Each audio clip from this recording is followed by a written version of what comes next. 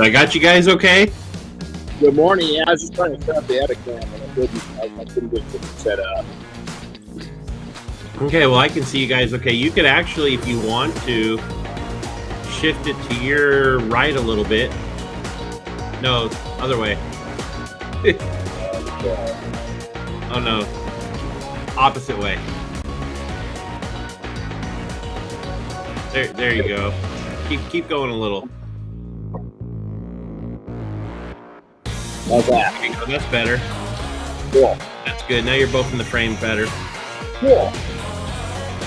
So, this is a good thing. Well, you've heard about him before. So Yeah, how you doing? This one. It's a little dark over here. I can't get any better light in here right now. Yeah, we can't see it, but that's okay. We're going to go here 45 seconds. So, you got the notes, right? Yeah, I do. Get some coffee brewing this morning, Chris. Yeah, see? I can't see anything. There's nothing. I can't see you. Does Brittany do coffee? No. Yeah, with her long hours, she would. No, we're a coffee-free household. Wow. Yeah, that's the same way. So here we go. Well, we have a few people on with us, but it's not like normal. Well, I figured it would, and we'll explain that right now. Here we go. Good morning. It's Renny Doyle podcast. This is Renny, and good morning, Chris. How's it going? It's going good. I'm a little confused. I don't know what day of the week it is anymore. Oh, no, exactly. Right? It's Groundhog's Day, you know? My routine's been messed up. Yeah. Well, today, so why Tuesday instead of Wednesday? We're throwing a kind of a curve at everybody, is that we got a really big week ahead of us, and tomorrow is a travel day for me. And then also, probably the main reason is I've got a buddy of mine. So what does SR-71s and U-2 spy planes have in common with this podcast? Well, for me, no, this guy right here. No, we're just we'll get into it here in a second. But we'll explain what SR-71s and U-2 spy planes have got in common with this podcast. But so what big week ahead. We've got Jersey Weekend is one of the events. So it's a bummer that you're going to miss that. Yeah, you're going to, I think you're taking a little side trip to Virginia, you said first, and then Jersey. Yeah. So I get to go and meet our first granddaughter I'll get there Wednesday, early Thursday morning, about 1 a.m. So I'll get to see my baby, our daughter, and our son-in-law, and then meet our granddaughter. So pretty excited about that. And then I travel to kind of exciting too. I'm taking a road trip. So I'm going to drive from Virginia to New Jersey, which I haven't driven in that part of the country, distance. So it's about a 7-hour drive. So it's going to be kind of cool. And then go down to Jersey Weekend. We've got a Mafia event that we haven't been able to have for a couple of years because of all this bullshit. And now we're going to have it. So that's why we're here on a Tuesday versus a Wednesday. And we are. It feels like it just feels like, I don't know. It just doesn't. It feels weird. It's funny how your time clock works, on all days. But we didn't want to skip one for you guys. So here it is. And Dwayne's here. And so, so real quick, what's on the T-shirt? Oh, it's an Alfa Romeo today. I haven't gotten a new one of these in a while. They haven't had any designs that have spoken to me in about a month or two. So, but anyway, it's a cool Alfa Romeo. Got a shot of the rear of it. So I like it.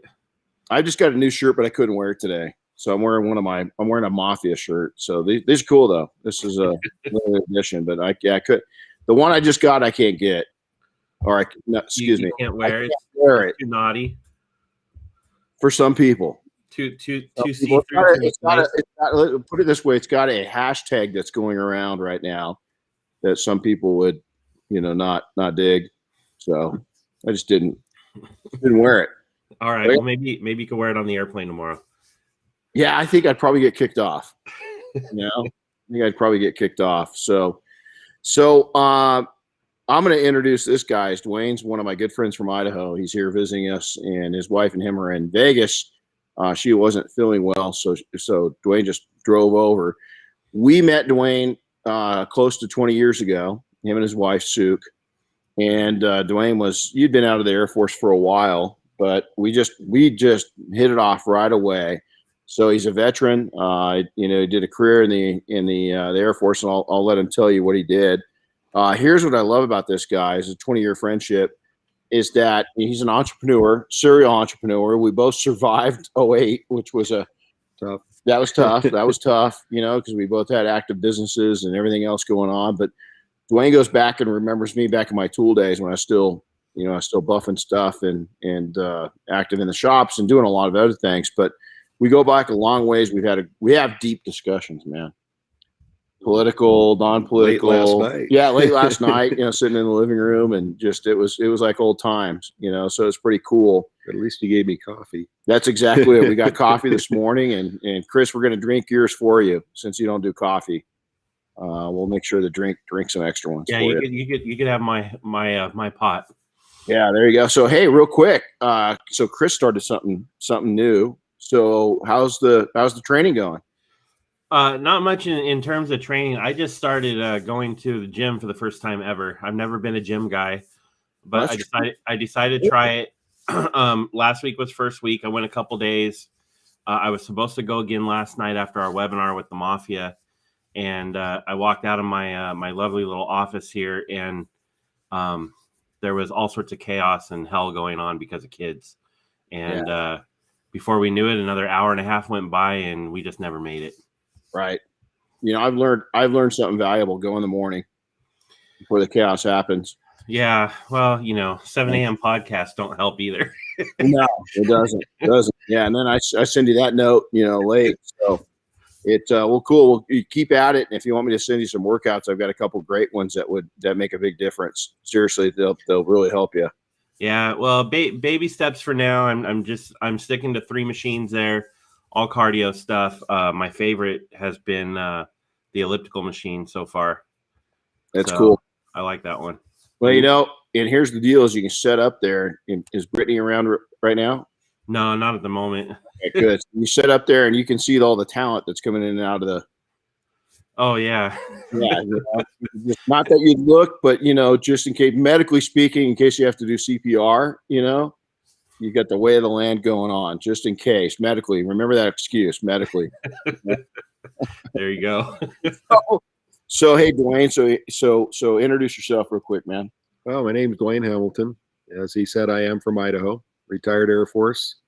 Him and I did meet at a time that was a little bit different than the normal times. I was at the time with my brother in a property management / real estate business that we owned.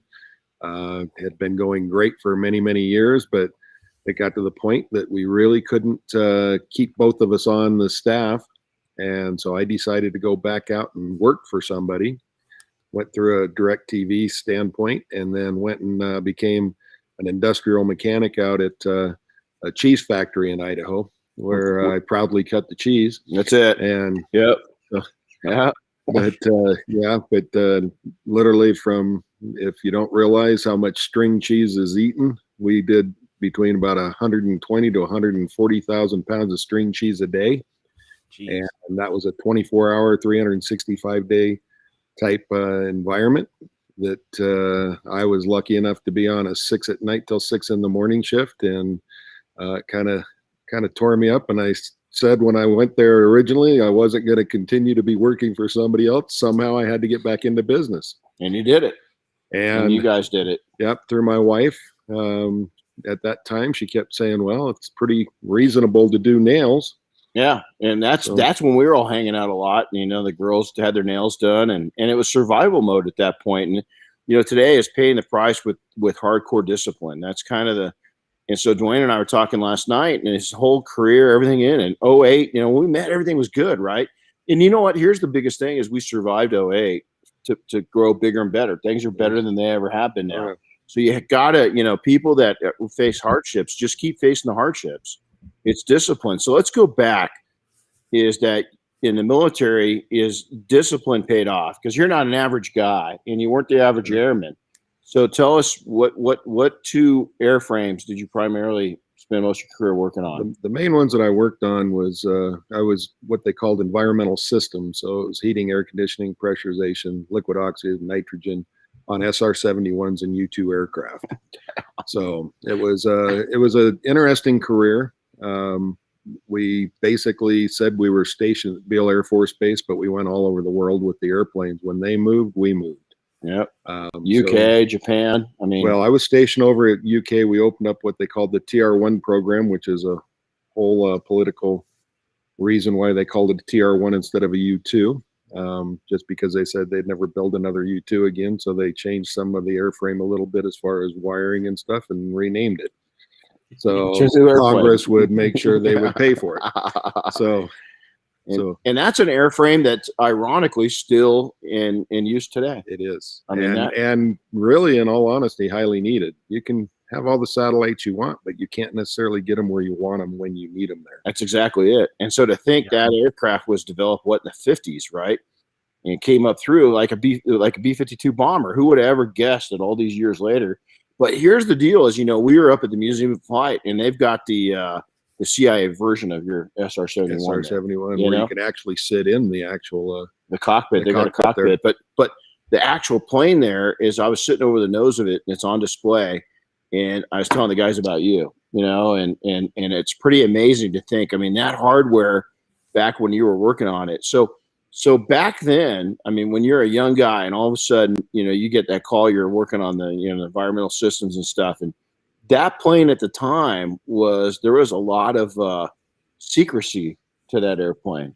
I think there probably still is a lot that even we wouldn't know about. Even though you work on the airplane, you see things that are there, you see other people that work on it, but they have a lot of individuals that they take the information and they go in with the information versus, somebody like myself that's out working on the aircraft. That some of the information we had would be considered secret, I guess, but it was more back then. It was more the actual sensors and systems in it that would tell you about the airplane that was more secret to us. And yet this day and age, it's like my rental car. It does more than that airplane probably would have done back then. Absolutely. Absolutely. Have you heard the SR-71 speed story? The pilot talks about when he's coming over the ground check. Yeah, it's always fun. If you guys haven't seen it, listen to it. It talks about radio chatter and how all of the air traffic controllers sound the same. And everybody's always, and I've done it probably 20 times as you do, actual, ground speed check with your air traffic controller to see what your speed is. The Cessna comes in is 103 knots, or whatever, 103 true over ground. And then it comes up to where, a twin Baron or something like that comes in and asks for it. And he's 200. And then an F-18 pops in and, he's sitting at 600. All bragging about Yeah. And then he says he was with the brand new crew chief or crew guy in the back. And he goes, right then and there, I knew that we were meant to be, because he says, right when I was going to push the mic, he pushes the mic and asks for a speed check. And they say, we got you at 1,999 miles per hour over ground. And he goes, well, ground, I got us at an even 2,000, but that's okay. And it gets complete silent from that point on. But nobody asked again. No, so that plane to work on that. And again, a lot of people that don't know it, the U-2 when that thing flew, it's an adventure to land it, because they've got to say chase. Well, you basically have to almost crash land it in a sense, because it's a flying glider. Yeah. And so getting those wings to come down is really tough. So they have what they call a chase, a chase car that counts them down, because they can't see below. It's basically a bicycle style, wheels. Yeah. And so I've actually seen one land here at Van Nuys Airport. They would bring them in for air shows every once in a while, and those little bicycle type wheels on the wingtips. I think they would drop off when it would take off, right? That's correct. Yeah, that's pretty. I've never gotten to see one.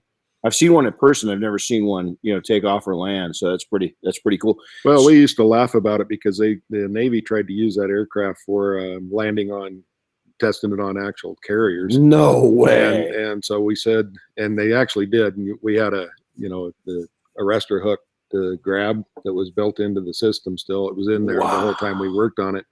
But we used to joke about it all the time and said they had to stop doing it because they lost too many chase cars. God, let's split up for that one. See how it is with him, But it's pretty cool. Is talk about, first off, discipline. Let's talk about discipline and friendship. You and I. I'm going to try not to get emotional. Yesterday marked the day, the second anniversary of my mom's losing my mom, and my mom loved you. You love my mom, but discipline comes through friendship too.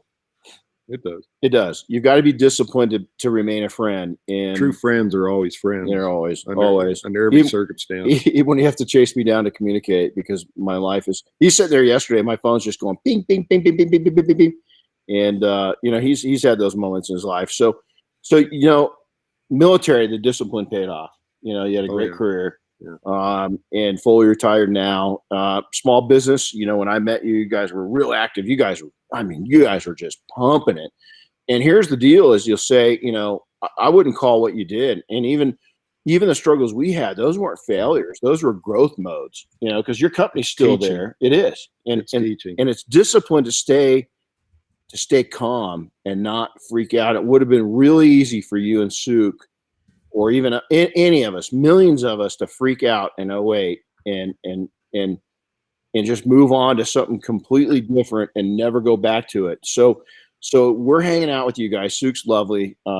She's my kid. Our kids all grew up together. So we watched, we watched the kids, go through high school and junior high and elementary school. And Darren was just a little wee one, Yeah. And so Suk, with Darren, all of our kids, but Darren with Suk sitting on her lap, and Suk is from Korea. Oh yeah. And so, she's got this spunk with her. You do not screw with Suk. Yeah. I mean, you just don't. I don't either. But we've gone out and celebrated birthdays and everything. And you guys are just fun, but they're into doing nails, right? Her and Diane, and Suk took off after it and decided as a way to help survive the 08 is to start doing nails. Yes. And that kind of led into is that I always call it, we were talking last night, is your wife efforts and your vision. Is being an entrepreneur, is your wife, had this survival mode going to go do something, and then you turned it into something completely different. And so kind of talk about your building that new business and more importantly, probably the discipline between partners, husband and wife, and get to that point. Well, and it's interesting. You'll hear me say it if you ever come over to our salon and I'm there. You're going to hear me say that I learned more about nails than I should ever learn. But hold on. So we go from SR71s to fingernails, to cheese, cutting the cheese, and nails, then into nails. But it really, what happened was when the economy turned, I looked at my brother and I said, one of us is going to survive in this real estate and the property management. You got a broker's license. You're better off in this than I am. And so as we left, my wife looked at me and said, well, doing nails is pretty easy to learn. I can go do this. And then she kind of had a rude awakening too, because it's a lot of study. It was a lot of different things she didn't expect. It wasn't just doing nails. You had to learn. She had to discipline herself to learn a lot of things in the industry as far as cleanliness and taking care of stuff. So it's just beyond, in any business, it's always going to be beyond just doing that item. You've got to learn beyond that. And a lot of people don't realize that. And she learned it real quick. And now if you come to our salon, which you have, you come in there, it's clean. And it's a demand that she demands on the people. But the difference is I saw a vision of business. I saw taking her skill, building her into teaching her more management skill to be able to run the salon, because I couldn't be there. But she learned to run the salon. And the first salon that we purchased it through the people that trained her to do nails. The individual there, the two individuals, they were really good at business, and they had a business model that I saw that I said, that'll work anywhere. And I took that business model and I said, I want to buy one from you, because it was already started that way. Well, my wife, through her efforts, built that in a 5-year period. She built it to where it looked like people climbing over each other. It was just so busy. And I said, I looked at her and she goes, well, finally, I'm going to get a paycheck. And I said, no, we're going to move. I'm going to build you a bigger one. And we built what I would consider to be probably the largest nail salon in the Northwest. I can't guarantee that because I haven't gone to every nail salon, but most of them are built really small. But we built it around clientele to give them space, give them comfort. We built a pedicure room that's totally separate from the actual nail area, so you can listen to music and stuff in the nail area, have a good chit chat, but you go in the pedicure room and you relax. And I built it that way with the future in mind, to where my wife honestly fought me all the way, because she didn't see the vision of where this could go.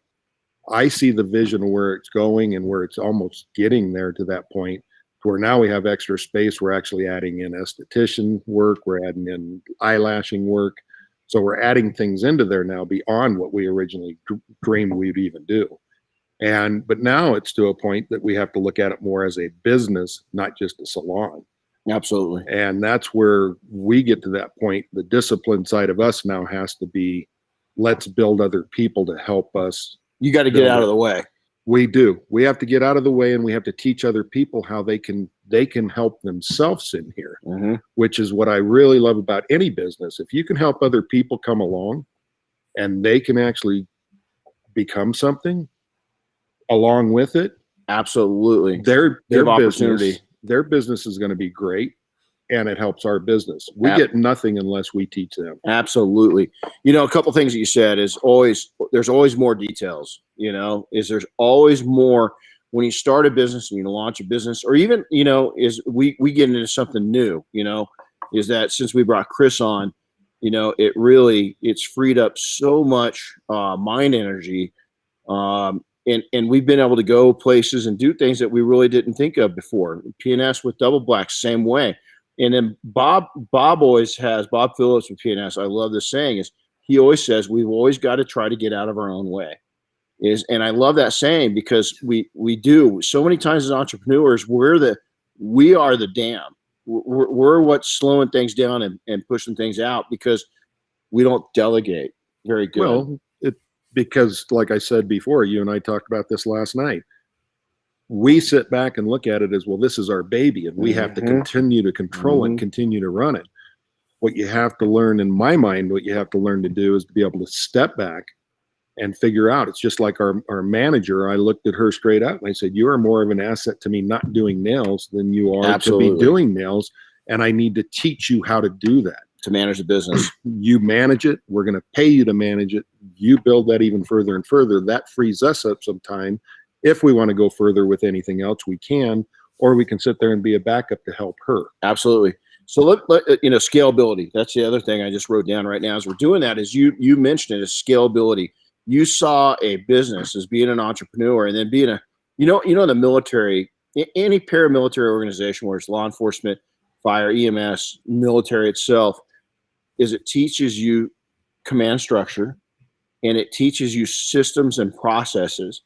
And that's what the military is all about. Oh, sure. It's systems, chain of command. Everything. Yeah, that's it. And so really, if you can get that into you and understand business it's no different. It's all systems and processes, but you've learned, as I've learned, and most of us that are entrepreneurs will learn, is you got to be able to, there's rules. And once you get really good and you're settled in, then you learn how to break those rules as an entrepreneur. Does that make sense? Yeah. Because there's boundaries when you first start, because of knowledge and know-how and money. You don't have enough of it, right? You could always build a bigger salon. You could always go better, but you got to be able to pay the finance, pay the piper, so to say. But scalability, it's really cool. So, okay, I'm going to tell a quick story. Okay. So we're back up in Idaho. Darren's doing, before she became a hardcore teenager, she did a lot of mountaineering with me and orienteering. Matter of fact, it's funny because there's a compass sitting right here. But we go up, and she was born right at the base of the Rockies in Idaho, where we first lived when you met us. So she wanted to do a big mountain with me. So we went up and did Thompson Peak up in the Sawtooth Mountain Range above Redfish. And we missed, it was in October. We were up there for business and we missed the summit by like 600 feet because there's a pretty significant snowstorm that came in. And we decided when we were trudging through about a foot of snow that we probably had no business going up to the peak, you know? No further. I was going to hand me that helmet. Is that I was going to take, and this is one of my search and rescue helmets. These guys were going to come out looking for us if we kept going. So we decided, hey, you know what? Let's turn back and enjoy the view. We'd seen elk, we'd seen moose, we'd seen which I had never seen. Couldn't tell you it was a grizzly for sure, but it sure looked like one from a distance, and I'm glad it was from a distance. So we're sitting there and we're on this. I'll never forget it. We're down to about 9,000 feet, and we're enjoying the view. It's snowing lightly, and she looks at me and she goes, Dad, you know, we're sitting here. We did some mountaineering. I'm figuring tomorrow we go to Dwayne and Sook's and we get manicures, pedicures. Yep. And I went, let's go. And she goes, really? No, yeah. And she goes, have you ever done that? And I said, nope. Let me tell you, I went into their salon. The first thing that happened, I walked in. What is Disneyland? Walt Disney set it up that it's an experience. He knew that he had to take and entertain people, but engage people and make it the friendliest place on earth. You guys created an experience. When you walk in there, it was like, I was like, damn. When I'm getting my, what do they call them? What's the short term? Mini penny or Matty Petty? Yeah, something like that. I don't know. So we'll teach you the term. Yeah, I'm sitting there and I'm getting, and I don't like my feet touched, like by nothing. Man, those girls could have done whatever they wanted to my feet, but then they were blown away because the search and rescue, the amount of callousing that's on my feet. Not gross, I keep them pretty clean, but they're like, "Hey, what's this hump back here?" And I said, "That don't take that off. That took years to build, man. That keeps my boots on." But it was such a cool experience that I wanted to go back again and again and again. Now we did go back; it wasn't the same because you guys have built such a, somewhere else. It was, what's that? Clientele base. Well, it was just your guys' experience. When we came back here we are in California. We couldn't find the same level of experience. Right. To your point, in the Pacific Northwest that you guys, it wasn't just the size, it was the cleanliness, it was the environment, it was the lack of smells. It was a very nurturing experience. And for somebody that never had done that and, kind of a macho dude, for me to feel that way, the women or people, the professionals that go in there are used to it, had to be blown away because that was just, it was mind boggling how cool it was. And one of the things is it created a big challenge for us, but it's a good challenge. We literally, most of our nail technicians are booked out 3 to 4 weeks in advance. So they're staying busy constantly. The challenge is new customers, trying to get them in. And we tell them, once we get you in, stay on a steady schedule with it. And so we keep that on that steady schedule. And looking at your business, it's kind of the same thing. Absolutely. You want to keep the cars coming in. You want to keep things going on. So you work on rebuilding your clientele. You're not trying to get new clientele all the time. You're trying to keep the good ones staying with you. And then as you have extra time, you build new clientele into it. Did you guys just hear that? Service the existing. Listen, you'll get to a point to where if you just service fewer better, and you service I've preached that, brother. It's so good to hear somebody from another industry. Service those people you got. You won't need too many new clients. No, and what's interesting is that literally people are begging to get into us, to where our girls, if they're sick one day, it makes it tough because now they're out of schedule. Luckily, with our nail technicians we have, most of them will say, hey, I'm going to come in on a Sunday and take care of you, or a Monday. And the clients love that even more than anything because they took care of me. And then they just want to make sure they're coming back. And so that the return clientele is critical. Yep. So let's talk about for a second. A lot of people they hear you guys have done very well. You're away from your business right now. It's being managed. It's making you money. And that's, I can't remember. I think it was, gosh, dang it. I don't even know who it was. Probably Warren Buffett said that, that you're a proper entrepreneur when your company is making money while you sleep. And while you guys aren't open 24/7, my point to saying that is you're away from your business and still making money. Well, I woke up this morning and my phone was already telling me people were in the salon. How cool is that? It truly, you can build, and I don't care what industry you're in. It's my dad was a vice president of Albertsons Bakeries. It's the same thing. Joe Albertsons didn't build that business on one person. He literally looked at it and he said straight out, and as kids, he used to tell us, he says, I'd rather sell one piece of gum to 1,000 people for a cheap price that they enjoy than to sell an expensive piece of gum to one person. Yeah. Well, because repetition and Well, everything you lose else. that one person. So now a lot of people might not know what that Albertsons Bakery is. Albertsons supermarkets were founded in right there in Boise. And so your dad was a big part of that back in the building stage when Joe Albertsons supermarket. Remember that little? Yes, I remember. Chris, do you remember that? You might be too young. The bakery department was my dad's. Wow, that's unreal. So, okay, here's the tie-in. Guess where Chris is moving here in the next, as soon as his wife gets her credentials or Boise.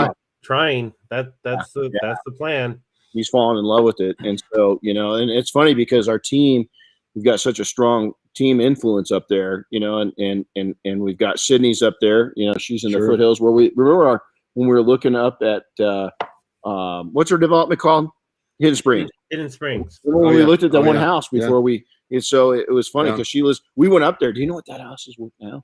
Oh, way too Oh much. my God. It's like 1.3 million. I'm like, holy crud, man. That's crazy. So let's get back to this a little bit. So bigger growth.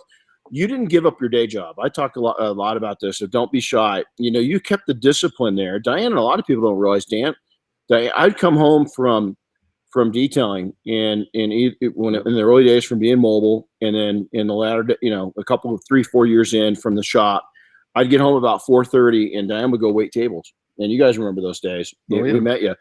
You kept your day job, and it wasn't a day job; it was a night. It was an overnight job. You kept you kept your main hustle for. I remember kind of getting on you. Hey, dude, when are you gonna get rid of that thing? When are you gonna? Because it kills you, right?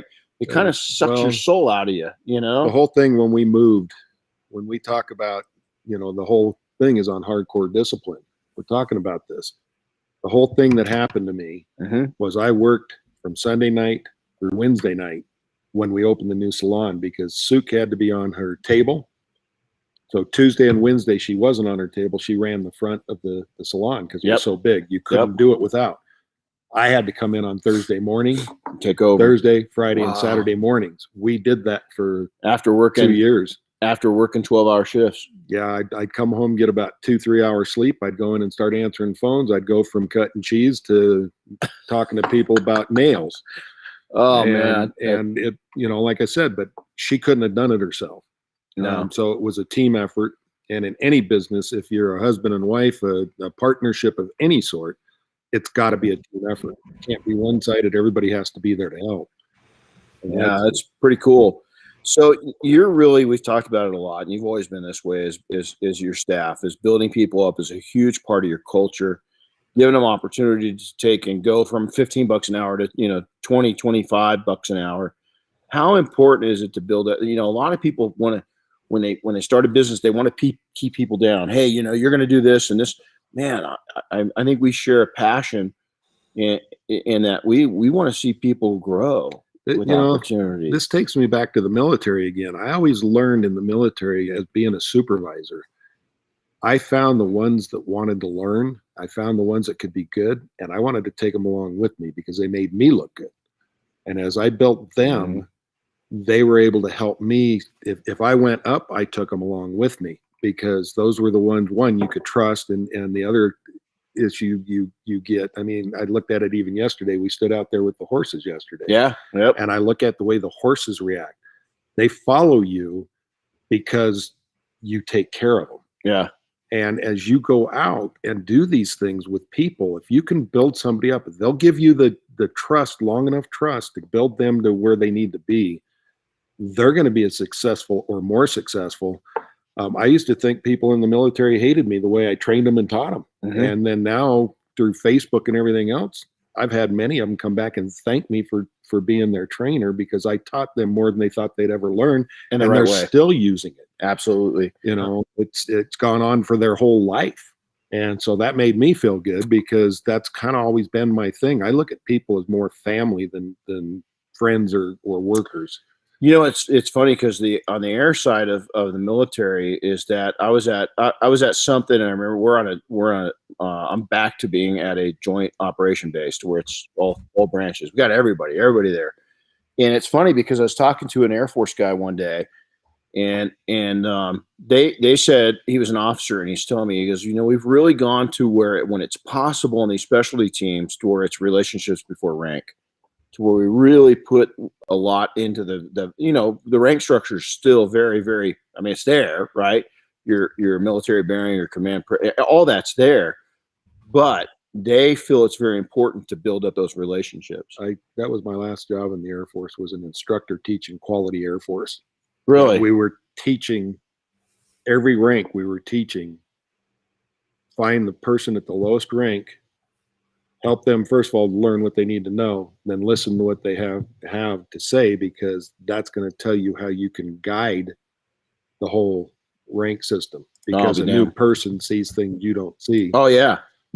I had a colonel explain this, and it was online. I saw this, and the guy's a full bird colonel, right? And this is, I don't care if you've got one person in your organization or you've got a big operation. Is he explained it like this? He says, the structure is like a tree. And he says, and if you imagine the big tree is that the leadership is the top monkey up at the top of the tree.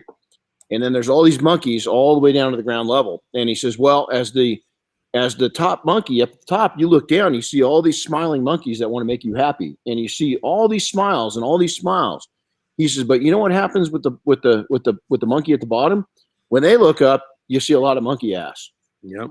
And he says, a lot of times leadership needs to come down to the bottom of that tree, because you see smiles pointing up, but you see a lot of ass from the bottom up. And you got to take the time to see what the people at the bottom floor are looking at. And a lot of times it's not smiles, it's ass. Yeah. And I thought, wow, that was a great way of putting it, because we don't travel up and down that leadership tree much. We get at the top and, we listen to it and, or see it. And a lot of times we don't hear the facts even if you're one person, you don't hear the facts, So Chris, how much monkey ass do you I was just thinking about that. Okay, shut up. We don't want to talk about that right now. But it's seriously, and you think about the discipline, and you don't have to be in the military to get discipline. Hardcore discipline is I think part of it is that it's the way you're brought up, and then a lot of it's in yourself of making it happen.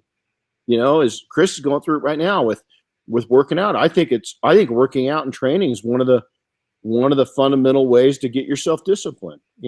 It comes out to why does the military so hardcore on having new recruits make their bed the right way? Oh, well, discipline. 6x6. Yeah. Kids folding your underwear 6x6. That's exactly they measure it, and if it ain't right, they throw it and make you do it again. That's exactly it. It teaches several things. Chain of command. Yep. Who's your boss? Yeah. But I learned over the years in the military, being a boss is not always the best thing. No. Being part of the team is a huge absolutely thing. And I've never, honestly, I've always worked for places that they always say, oh, we're a team environment, but it's just words. And it's like in our nail salon. We bring a new nail technician in. Our team literally grabs that individual and helps and guides them, shows them what to do. That's huge. And they feel as part of the team. And the ones that don't feel like they want to be part of that team, they don't last. The ones that become part of that team, they're still there. We've got nail technicians, which is unheard of, going into 4.5 years with us. It's not normal. They normally last. They go get their own business, or they go do something else. Absolutely, they move on. And they're not. They stay because of the team. They feel comfortable with the team. Well, and you've created such a great environment there. It's hard to beat. And here's the other thing: is that when you create that, that environment, and you create a cool place to work, and you're not screaming at people, you're not carrying on, you're not being an ass, you're not, but yet you give them opportunity. You got to remember, Sue. Yeah, she's pretty hardcore. I'm scared to death of her. She's this big, But I swear to God, man, she raises her voice, I stand straight up, man. Oh, yeah. I'm like, man, yes, ma'am, no, ma'am. I mean, she is scary. I've seen her. I've seen her carry her own. We'd be out dancing or something like that. Some of you get a little inappropriate, man. She liked him up. We just sit back and go, okay, watch this. Here it comes. Wait for it. Wait for it. This poor guy's going to get something that he has no idea what he's going to get. Sweetheart, you need another shot. That's exactly it. And so, let's go into this is wrapping it up is one piece of advice for people building their empires, big or small. What would you leave with them today? I honestly would say that you would want to always, big or small, always look at it. One is going to be big. You've got to envision the future as that's going to be big, and you better plan for it to be big, or you're going to be behind the curve. So, and I use it as the example I told you last night. Phone system in a nail salon, unheard of. Couple of computers up front for people to use, unheard of. They all do it on their phones and everything. We fought it all the way, and I said, I'm doing it. And I did it. And now everybody sits back and goes, how could we do it without it? Plan for the future. Bring people along with you that one you can trust and that you enjoy being around, because as you get big, you're going to want to spend time with them. I dig it. And you don't want to be with people you don't enjoy spending time with, but you want to train, teach, and give them all your knowledge. Give them everything, because as you give them that knowledge, it's just going to help you in the future. So that's really sound advice. And I think everything in business, because of, again, my background of growing up, and I never envisioned me being tiny, and I never envisioned me being a failure. But here's the problem with me that I had. I also didn't ever envision me being at the highest level, because I didn't think I deserved it. No, you deserve it. Well, but I didn't think that. Yeah. You know what I'm saying? I didn't think that. I always thought that I wasn't going to be the smartest guy there. But even though thinking that, I knew I wasn't going to be. Here's the deal. I knew I'd be in the heavyweight division. I just didn't know if I could beat Mike Tyson. Does that make sense? Oh, yeah. I thought I could get to that level without beating him, but guess what? I still don't think I could beat Mike Tyson. If I got in the ring with that dude, I'd let him hit me just to get the money out of it, but I'd want him to put me out of my misery. Actually, that's not true. I don't think either one of us. I think we'd fight back. You'd toy with us, but we don't know anything but fighting. No, yeah, it's true. Go back to 2008. So I know the question is going to come up, and you know what? I've got a challenge right now is that when Chris and I are back up in Idaho, and it's going to happen probably before the end of the year, we're going to go get our nails done, Chris. Oh yeah, yeah. Dude, have you ever had a manicure or pedicure? No. I'm telling you what, once you have it. I'm going to explain something to you about a pedicure at least. Yep. If you go talk to a podiatrist, they're going to tell men need pedicures worse than women, because we're always on our feet. We're always on concrete floors. We're always working hard. We got boots on and everything else. Your feet is literally the start of where all your nerve endings go. And that actually damages you by not getting them. Absolutely. So, it's amazing. It's a cool experience. So, hey, guys, Dwayne, thanks, buddy. You're welcome. Was pretty cool. What an honor. So, hey, guys, smash that like button. Make sure to comment. And if you're on our YouTube channel, subscribe. Share this if you've got something out of it.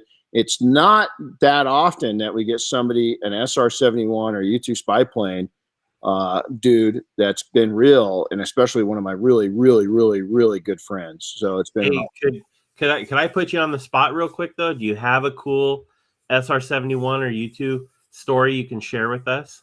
I probably got several of them. I don't know how many I can share, but I'll give you a couple. I'll give you an example of when we took a U-2 aircraft down to Puerto Rico, and we went down with what we called risk kits that held the toolboxes inside of them. And we went down with the risk kits completely empty, but the toolboxes were all over the aircraft going down on a C-5. And when I got down there, I asked our commanding officer, I says, why are these things empty? And he said, well, you'll see when we go back. He said, they won't be empty. Best rum you can buy is down there. So like I said, and again, because you can take so much along anyway, even on a commercial airplane. So everybody is able to bring a couple bottles of rum and stuff back. So we went to the rum factory and saw it. One neat thing that they told me at the rum factory is if you look at it, it looks like a bat on the rum. Mm-hmm. It's not. They call them memes down there that bite you. They're little gnats, but when you look at them under a microscope, they look like a bat. And it's a net. And it's a what they call memes. They bite you. They're damn. So, but like I said, they've obviously transformed it into the bat is the big thing. Absolutely. But they tell us the story down there that it's them little things that bite you. I guess the rum's supposed to do the same. I'll be damn. Wow. That's pretty cool. So you guys go down there, official SR71 team, and then load up the toolboxes with rum. Yeah, we were there with the U2 on that one. Oh, cool. Yeah.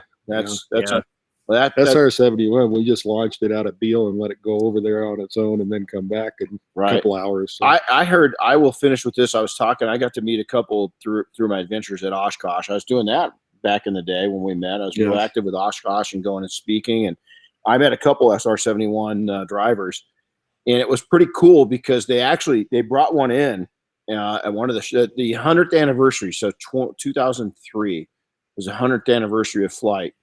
And they had one there, and I met the driver. I'd met him before, and we're talking, and they had a crew down there, maintenance crew, doing some work on it. And I got to go down there, and I was talking with them, and I said, man, what's all the buckets? And he goes, well, this thing, he says, it doesn't leak. It marks its territory. Yeah. And he says, when an SR71 comes in, and he says, a lot of people say it leaks. It's not leaking. It's like a dog. It's marking its territory. Pretty much. It's telling the ground that the SR71 was in the room, and it's leaving everything on the ground. But that thing, I mean, it's expansion and contraction and everything else. Well, that's what people don't understand. A lot of people, if you don't know anything about the SR71, basically it was a leaking pig on the ground when it had fuel on it. But as soon as it got up in the air, the designers had to design it around that, because when it goes as fast as it would go and as hot as it would get, it would expand the panels that would close up that fuel so it didn't leak no more. Wow. So when it took off, it hit a KC-135, fueled up again, even though it was fueled on the ground. They fueled up again. That way, when it got to speed, it would seal. They'd do their mission. They'd come back. It lands. When it finally cools down, it starts leaking any of that fuel out again that they have left. So it's pretty cool. If they're flying all the time, it doesn't do that because the sealant will last. But a lot of them would sit on the ground all the time. But if they were deployed somewhere, they didn't leak as much because they were flying like two airplanes. They'd fly one day, one the next. They would be flying them all the time, so they didn't leak as bad. It's mind-boggling what goes into that stuff. But our friend Evan up at the Museum of Flight posted a picture the other day. He got to go in there, and they were cleaning up the cockpit. So he got to be in the cockpit for a little while, making sure it was all clean and tidy. I think their annual little cleanup job. Yeah, I'd go up for free on that one. Yeah, no, they're amazing airplanes. They really were. I mean, the technology and where it came from and how quickly they designed that just sitting down in a meeting. Kelly Johnson was just, I mean, he was amazing as an engineer. That came out of Skunk Works, right? That's Yes. old Skunk Works. Mm-hmm. Yeah. Diane was a security analyst with Skunk Works for a bit when we first got together. So, well, hey, everybody, what's that? Cool stuff. It was. Well, Dwayne, thanks, buddy. Oh, you're welcome. welcome. Pleasure. Appreciate it. So we're going to go tap off on some SR71 coffee, a.k.a. Swirl Killer. And it's fast. It's real fast. So, Chris, hey, thanks a lot, buddy. Good. Go to the gym. Go train this morning, bud. And there you go. All right. We'll catch up. And for those Mafia members, we'll see you at the Jersey Mafia weekend this weekend. And I'll be posting some pictures of this lovely little granddaughter of ours. And pretty cool. And isn't it amazing for the young guys listening how quick it went by and how you go from single to dad to all of a sudden I look at it and I love my age. I think you're the same way. I don't mind being my age at all. I think it's cool. I've earned all this shit. Oh yeah. You know, I'm surprised I'm still here. Yeah, me too. And it all those times I hear hold my beer, you know. Well, with me it was my iced tea because I don't, kind of been a wimp. Hey, I had a sip of whiskey the other day. It was peanut butter whiskey. Peanut butter whiskey. Yeah, it was flavored like peanut butter. It was one of the first alcohols I've really, really enjoyed. It was like had a cigar with it and sipped it, and And then my buddy says, you're supposed to, that's a shot. You're supposed to take the shot, and that shot's lasts you an hour. And I was like, oh. I'm savoring. Yeah, I'm savoring, and I'm enjoying it with a cigar. So, well, everybody, hey, thanks for tuning in. Sorry for the off day, but we did not want to miss it, especially with this guy being here. And so, Chris, have a good day, and you guys enjoy. Be good to each other. And again, subscribe, hit it, like it. Oh, I can't wait, dude. Can you imagine how spoiled she's going to be? Oh, yeah. Oh my God, yeah, that kid. Oh, I can't wait, man. I'm gonna hopefully our kids. When my mom, we had a grandparent rule. There was no rules. Whatever, as long as as the grandparents didn't do anything that the kids could get hurt, there was no rule. So I'd wake up mornings when my mom was staying with us, and the kids would all be out there eating this 5-layer chocolate cake on Saturday morning at 7 a.m. for breakfast. And we never got upset because there's no rules, because they weren't around. She wasn't around them every single day. So we just said, so hopefully we get the same treatment with our kids. We just get, you're going to do it anyway. Oh, I will. I mean, it's, yeah. I mean, and if they don't, here's the deal. This is a warning to the kids. If you don't, it's going to be chocolate cake with Red Bull right before you pick them up. Yeah. So, play nice, because if not, the Red Bull's coming out. That'd be cool. This one's a little young for chocolate cake right now. So you're going to have to wait a little bit. Not for long. Not for long. It's funny because Delaney, her first birthday party, we held it even though we were in Idaho. We came down here because we wanted my mom and at that time my grandma was still around, and Delaney got a cake, for her first birthday, right? And she got so covered in icing. There's a picture of me washing her in a bowl, in a big salad bowl, and that's how small she was, because she was a small baby. And it's funny to think that, because to me it just seems like yesterday, and now she's got a kid. I tell people all the time when they have their babies, I look at them straight out and they said, and I did it with yours, I said, just remember next week they're getting their driver's license. That's exactly and then it. They're starting college and they laugh and everything else. I said, I'm not joking. No. And that's how fast it goes. It happens. It happens. Then when they start getting their driver's license, nice with Facebook, I can just look at them and say, I told you they're getting it. That's exactly it. Well, hey, you guys take care of yourself, man. We're going to get out of here. He's got to get back to Vegas. Chris, have a good day. My grandkids. That's it. All right, guys. Have a good one.